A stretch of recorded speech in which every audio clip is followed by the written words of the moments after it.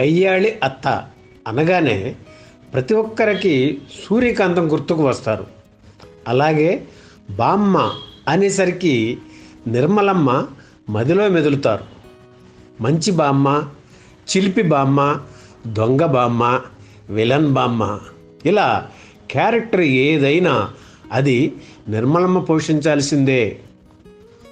కొంగులాగి బిగించి కొడుకునో మనవడినో తిట్ల దండకం అందుకునే నిర్మలమ్మను అంత తేలికగా ఎవ్వరూ మరచిపోలేరు.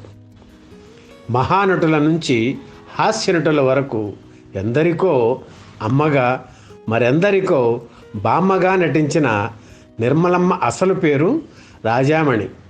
1927 నవంబర్లో మచిలీపట్నంలో పుట్టారు. 10 ఏళ్ల వయసులోనే ప్రేమలీల అనే నాటకం ద్వారా రంగస్థలం మీద అడుగుపెట్టారు నిర్మలమ్మ. ఆకలి, సక్కుబాయి, కన్యాశుల్కం, ఏకవీర వంటి నాటకాల్లో నటించి మంచి పేరు తెచ్చుకున్నారు. కాకినాడలో కరువు రోజులు నాటకంలో నిర్మలమ్మ నటన చూసిన బాలీవుడ్ నటుడు పృథ్వీరాజ్ కపూర్ గొప్ప నటివి అవుతావు అని ఆశీర్వదించారు. 19వ ఏట జీవి కృష్ణారావుతో పెళ్లి కుదిరితే నాటకాల్లో వేయనిస్తేనే పెళ్ళి అని వాగ్దానం తీసుకుని తాళి కట్టించుకున్నారు నిర్మల.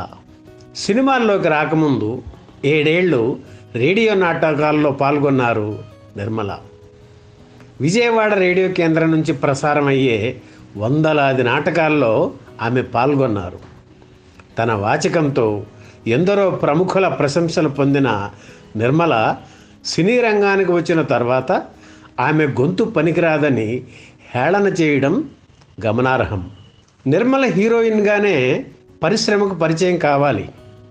యవ్వనంలో ఉన్న నిర్మల ఫోటోలను చూస్తే ఏ హీరోయిన్కు తగ్గని అందం ఆమెది అనిపిస్తుంది. ఆ ఫోటోలు చూసే అంతా మన వాళ్లే చిత్రంలో హీరోయిన్ వేషం ఆమెకు ఇచ్చారు. ఆ సినిమాలో వల్లం నరసింహారావు హీరో. ఆయనకి కూడా కొత్తే. ఇప్పటిలా కాదుగా, హీరోయిన్ కొత్త అయితే జనం చూడరనే భయంతో వల్లం నరసింహారావును ఉంచేసి నిర్మలను తీసేశారు.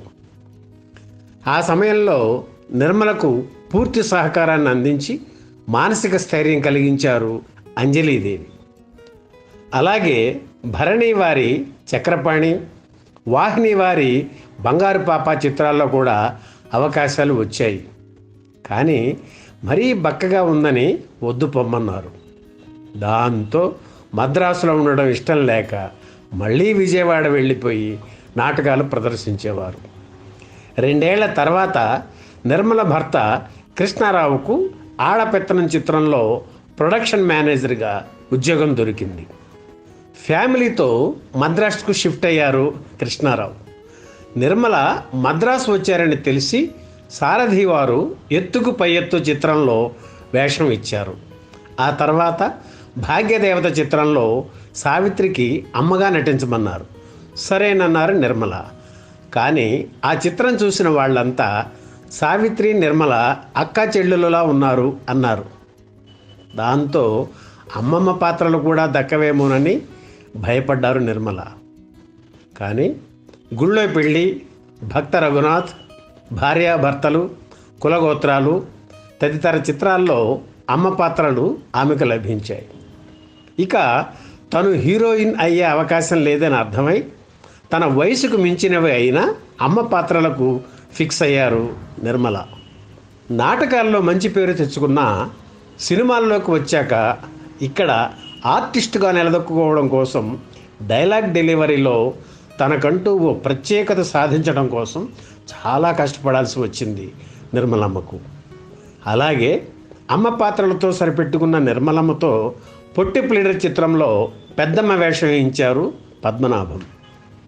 అలాగే మనుషులు మారాలి చిత్రంలో ఏకంగా అమ్మమ్మ వేషం ఇచ్చారు దర్శకుడు మధుసూదన్ రావు.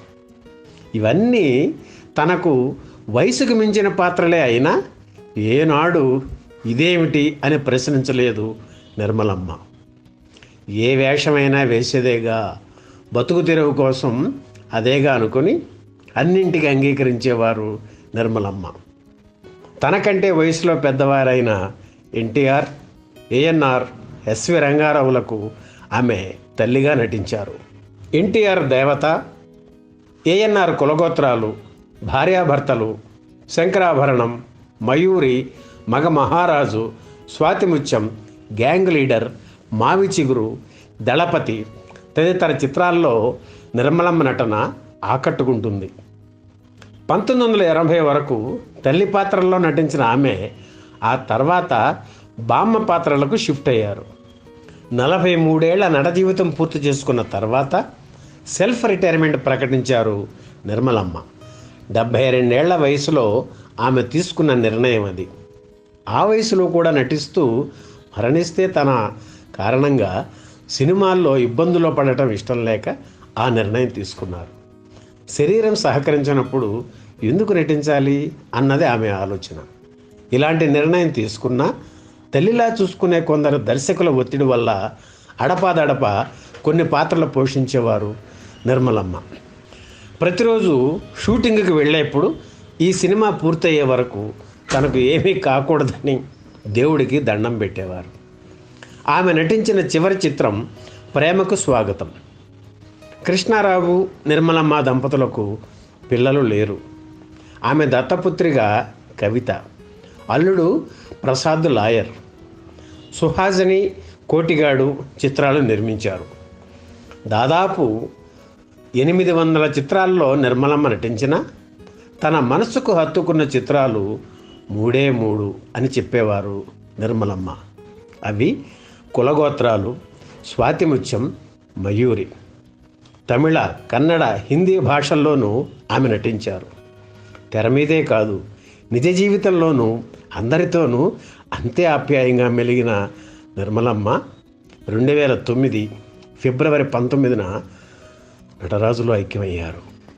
దొంగ సచ్చినాడ, ఎక్కడ సచ్చావురా, మీ మొహాల మండ, అప్పుడే తెల్లారిందేంట్రా జోదానికి? ఇలాంటి తిట్లు తిట్టే బామ్మ తెలుగు తెరను వదిలేసిన ఆ తిట్లు ఇంకా వినిపిస్తూనే ఉన్నాయి. ఆ మాడ్యులేషన్ మహిమ అలాంటిది. 60 ఏళ్ల పాటు తెలుగు తెరపై పలు పాత్రలు పోషించిన Nirmalamma HM Reddy, BN Reddy, KV Reddy వంటి దిగ్గజ దర్శకుల దగ్గర పనిచేయలేకపోయానని బాధపడేవారు. రఘుపతి వెంకయ్య వంటి అవార్డులు తనలాంటి నటీమణులకు అందుబాటులో ఉండవని అవసాన దశలో నిర్మలమ్మ అనేవారు. నిర్మలమ్మ వారసులు ఎవ్వరూ చిత్ర పరిశ్రమలో లేరు. తన మనవడిని ఆర్టిస్టుగా చూడాలని నిర్మలమ్మ అనుకున్నారు. కానీ అతనికి ఆసక్తి లేకపోవడంతో ఆవిడ ఒత్తిడి చేయలేదు. ఈ వీడియో మీకు నచ్చితే లైక్ చేయండి, షేర్ చేయండి, వెంటనే సబ్స్క్రైబ్ కూడా చేయండి.